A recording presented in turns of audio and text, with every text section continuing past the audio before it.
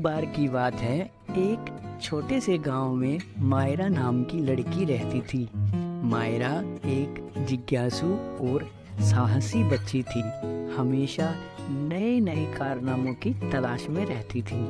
एक दिन गांव के बाहरी इलाके में खोजबीन करते हुए वह एक खूबसूरत बगीचे पर ठोकर खा गई, जिसे उसने पहले कभी नहीं देखा था।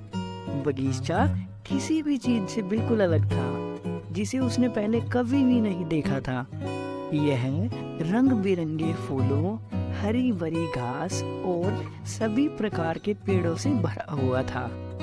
जैसे ही वह बगीचे से गुजरी, मायरा ने अपनी नसों के माध्यम से एक अजीब सी और जादुई ऊर्जा का महसूस किया।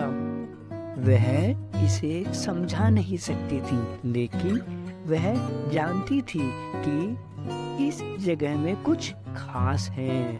उसने और खोज करने का फैसला किया और जल्द ही एक छोटे से तालाब के पास पहुंच गई। जैसे ही वह तालाब के पास पहुंची, उसने पानी में एक झिलमिलाती हुई रोशनी देखी।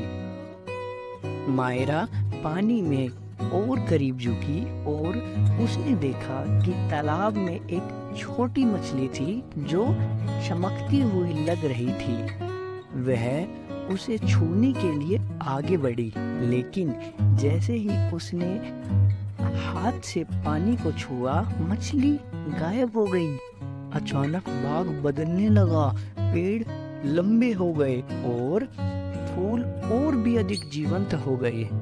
बगीचे के बीच में मायरा ने एक छोटा सा घर देखा जो उसने पहले कभी नहीं देखा था। घर लकड़ी से बना हुआ था और ऐसा लग रहा था जैसे यह सैकड़ों वर्षों से हो। मायरा घर के पास पहुंची और दरवाजा खटखटाया। कुछ पलों के बाद एक बूढ़ी औरत ने दरवाजे पर जवाब दिया। उसके पास एक दयालु मुस्कान और स्वागत करने वाली आंखें थीं। बूढ़ी औरत ने मायरा को अंदर बुलाया और उसे एक कप चाय पिलाई।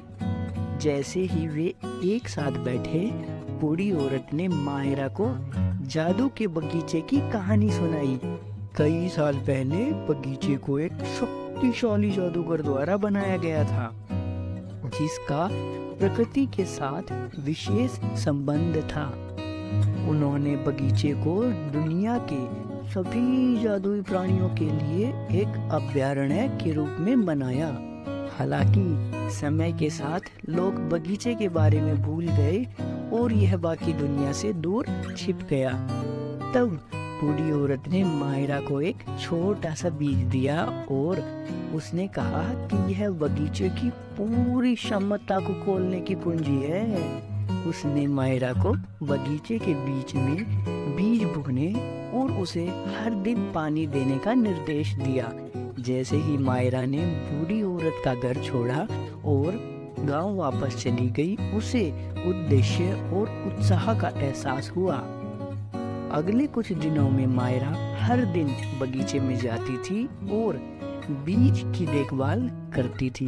उसने देखा कि यह एक सुंदर और राजसी वृक्ष के रूप में विकसित हुआ, जो आकाश की ओर बढ़ा। जैसे जैसे पेड़ बढ़ता गया, बगीचा और भी जादुई होता गया। सभी प्रकार के जानवर बगीचे में रहने और खेलने के लिए आए और फूल और पेड़ बड़े और अधिक जीवंत हो गए। मायरा जादू के बगीचों की संरक्षक बन गई और हर दिन उसकी देखभाल करती रही। उसने पृथ्वी और उसके सभी प्राणियों की देखभाल करने का महत्व सीखा। उसने यह भी सीखा कि बीज बोने और छोटी छोटी क्रियाओं का भी दुनिया पर बड़ा असर हो सकता है। साल बीतते गए और मायरा बूढ़ी होती गई। वह उस दिन तक बगीचे की देखभाल करती रही जब तक उसकी मृत्यु नहीं हो गई। हालांकि उसके जाने के बाद भी बगीचा फलता फूलता रहा और उसका जादू चलता रहा।